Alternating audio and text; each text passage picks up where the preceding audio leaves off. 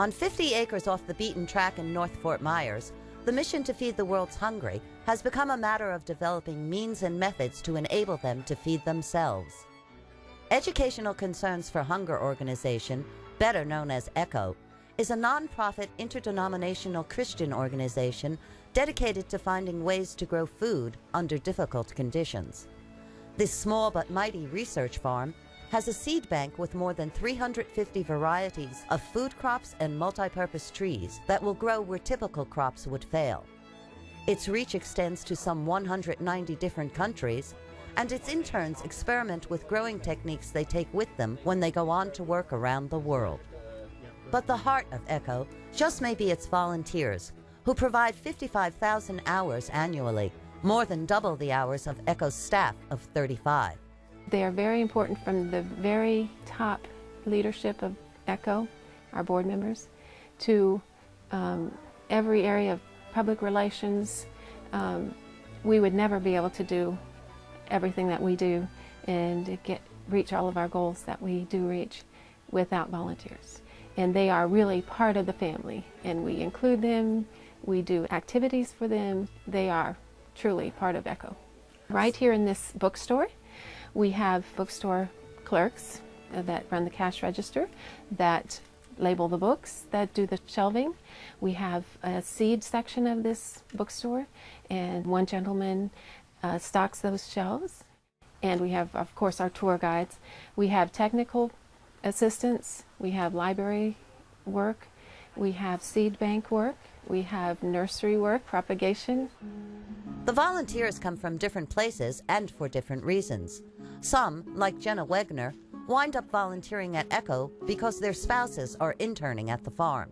It's really fun to volunteer here because there's so many different people to meet and so many different activities that you can do. Like, I don't like doing the same thing over and over and over again. I like a little bit of variety, and I definitely get that here. It's never the same. Others are attracted by ECHO's mission and a love of the land. I was raised on a traditional family farm in Iowa with older parents, and so they did sustainable agriculture before it was even a word in Iowa. So yeah, I had my heart in the soil. But then I was a college professor for a while and worked overseas, so got an experience of seeing how people lived elsewhere. And so the need I could see was there as soon as I came and learned ECHO's mission. True to her roots, Forbes spends much of her volunteer time digging in the dirt, often near the noisy Turkins. These Transylvania naked-necked chickens have fewer feathers and bare necks, both of which make them suitable for warm weather areas. They eat insects and weeds, help aerate and fertilize the soil, and can provide a meaty meal. Experimenting with such small animals is also a part of ECHO's work. The crowing of the Turkins is sweet music to Forbes, and she enjoys incorporating what she learns at ECHO in her small garden at home. Part of ECHO's work too is appropriate technology, and so one of the things they have is a tippy tap, which is just a simple plastic jug with a little foot that you use a little bit of water, minimum water hand washing. And I have a tippy tap in my garden, and I save water that way. Despite the sometimes hard work, Forbes feels rewarded just by knowing ECHO is making a difference. I get ECHO newsletters because of my involvement here, and there was one newsletter that mentioned that one seed cutting from ECHO was now feeding people in 80 countries, like it had been traced. And it made my heart really happy that day.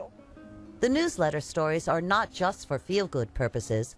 The sharing of information is vital to ECHO's research and seed development. ECHO does not send workers itself, but trains workers in over 3,000 organizations. The seed component consists of our seed bank that has 350 varieties of seeds, and these can be obtained free of cost to development workers that want to try a new crop, maybe introduce a new food plant into an area where they're working.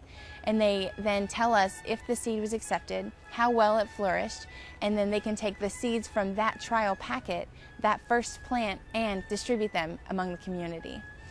In order for the seeds, technology, and advice to succeed under various conditions, the ECHO Farm has 6 vastly different growing areas. You have the urban rooftop, the hot humid lowlands, the tropical highlands, the monsoon region, the semi-arid region, and the rainforest clearing. And all of these are difficult growing situations that you find across the world where we have demonstrations of how to take what's traditional and make it innovative and help those that are working there. The chance to learn about the differing growing methods and plants and share that information was what prompted Norman Hallowell to volunteer as an eco tour guide. Well, I grew up on a farm, but I was an educator for 33 years. So teaching, is just natural for me. In the rooftop garden area, for instance, he enjoys explaining the various techniques.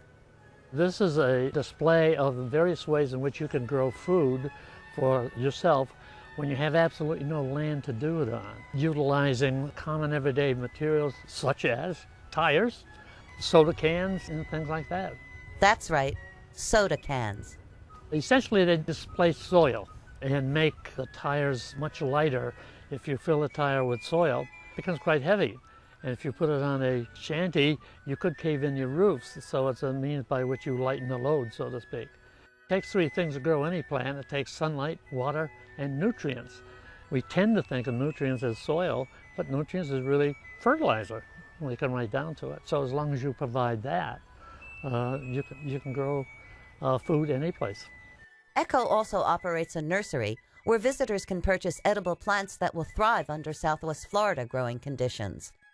Wegner sometimes volunteers here, helping to tag and sell plants.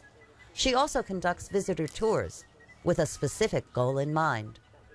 On our tours, we really focus on talking about different plants and techniques and that work well in third world countries, but primarily when I give a tour, I really want the people who are listening to me to become excited about what we do here, about feeding the hungry, and realize that they can get involved really easily and it doesn't require going to another country.